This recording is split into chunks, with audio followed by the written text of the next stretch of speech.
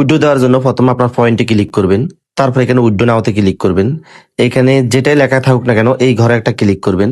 তারপরে এখানে যে ইউএসডিটি TRC20 ভিউতে একটা ক্লিক করবেন। এখানে ক্লিক করার পর আপনার পাসওয়ার্ডটা দিয়ে দিবেন। যদি আপনার পাসওয়ার্ড না থাকে তাহলে নতুন পাসওয়ার্ড দিবেন। তারপর এখানে যদি কোনো লিঙ্ক থাকে যে করজ চিহ্নতে ক্লিক করে দিবেন।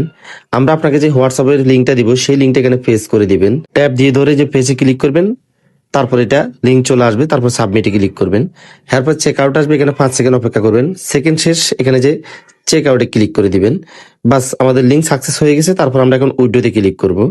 উইথড্রতে ক্লিক করার পর এখানে যে আমরা কনফার্মে ক্লিক করব। কনফার্মে ক্লিক করার পর এখানে আমাদের পাসওয়ার্ডটা দিয়ে নিব। দেখেন আমাদের উইথড্র হয়ে গেছে। এই যে উপরে লেখা আছে উইথড্র, তারপর লেখা আছে রেকর্ড, রেকর্ডে একটা ক্লিক করব। এখানে যে পেন্ডিং এ আছে আমরা পেন্ডিং এ ক্লিক করব।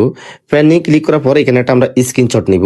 এই স্ক্রিনশটটা আমরা হোয়াটসঅ্যাপে সেন্ড করে আমাদের বিকাশ নগদ নাম্বার ভালোভাবে দেখে তারপরে দিব। 1 মিনিটের ভিতরে আমাদের বিকাশ নগদের টাকা ঢুকে যাবে।